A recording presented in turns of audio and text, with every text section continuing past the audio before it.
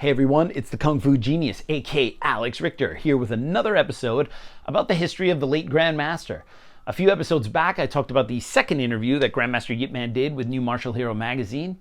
Well, my wife did a translation of the first interview, the so-called Leung Bik interview, and it's quite interesting. Let's talk about it. And every day, I practice martial arts. Watch out!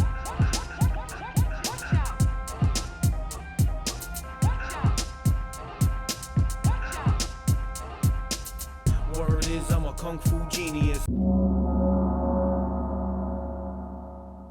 By the way, if you like what I do here, please subscribe to the Kung Fu Genius channel and hit that bell for notifications.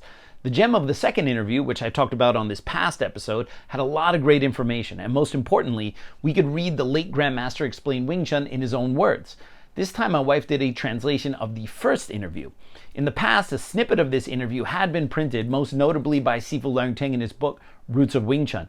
This snippet has also been reposted by a number of websites as well. I wanted to know what the whole interview said, and it wasn't as broad as the second interview, but it did have a lot of specific information. So if you want to hear the full interview translation read by yours truly along with commentary, you can subscribe to the Dudes of Kung Fu Patreon page for as little as $5 a month. The first translation I did is already up, and the reaction to it has been fantastic. The full episode of this interview will be up shortly for Patreon supporters, and it runs about 28 minutes or so. In the world of Wing Chun, especially Yip Man Wing Chun, there are only a few precious records that we have. By reading what his thoughts were on Wing Chun theory or history or the forms, we can gain better insight into the truth about the art and cut through the hype of what's authentic and what's not. We can move to function-based discussions and dismiss claims of tradition, especially when they stand on shaky ground. For example, a few months ago, I came across a video by someone showing the proper long pole grip. Dude made a big deal about, you got to hold it this way and not this way. You have this magic flesh pocket here that's going to keep the thing from slipping out of your hand. It was an interesting discussion, but, Now, I'm all for discussions of function-based training. The problem is that this guy went into it as if he were describing the Holy Scrolls written by Grandmaster Yip Man and handed to him personally by the Kung Fu Panda. If it's a function-based discussion, I'm down. But when it's an epistemological claim about authenticity, my eyes start to roll, especially because Mr. Pole Grip demonstrated the twist grip with the pole, which is not a bad grip, and many of my good friends in Hong Kong use it. The problem is that for those of us who've seen the 1967 footage of Grandmaster Yip Man performing the long pole, we can clearly see that he doesn't use the twist grip. He uses the balance grip. And both grips are great, don't get me wrong.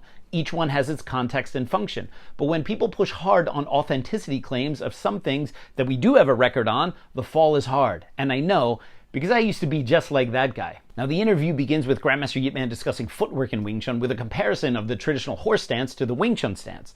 At the time of the interview, the common consensus was that the low, stable horse stance was the big kid on the block and all other footwork was inferior. What's interesting is that Grandmaster Yip Man discussed the fact that Wing Chun's footwork is not as low as the others because it stresses flexibility and mobility. He also mentioned that fighting is unpredictable, so fighting must be nimble and flexible. And this is at odds with what many are doing nowadays, trying to make Wing Chun's footwork immobile. There's an interesting quote he says regarding the low stance. He says, "One must be flexible in application and nimble in footwork in a fight. If you use a low stance, you will not be as quick in moving about. It may even affect your focus. The power of your fist and the power of your stance will counter each other instead of complementing each other." The interview also goes into well-charted territory of the fact that the Praise Spring Wing Chun and the Eternal Spring Wing Chun styles are not the same style. Seems that was the hot topic in the early 70s. Good to see some things never change. In addition to the discussion of footwork, this is the famous Leung Bik magazine interview where he discusses having learned from the son of Leung Chun during his time at St. Stephen's College. There's some interesting details about how he met Leung Bik, which are pretty well known to most. Grandmaster Yip Man also discusses the fact that he was the favorite and last student of Chun Ma Shun. He discusses the 20 taels of silver he had to pay and what the monthly fee was. Oddly enough, he says he began learning Wing Chun at age 11, which is at odds with what the second interview said, which was 13.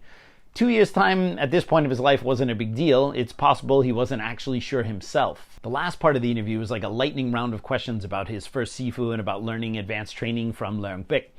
The interview, in my opinion, is the perfect complement to the second interview, and if you want to hear this interview in its entirety, check out the link below and become a supporter of the Dudes of Kung Fu on Patreon. Anyway, that's it for today, and I'll see you guys next time.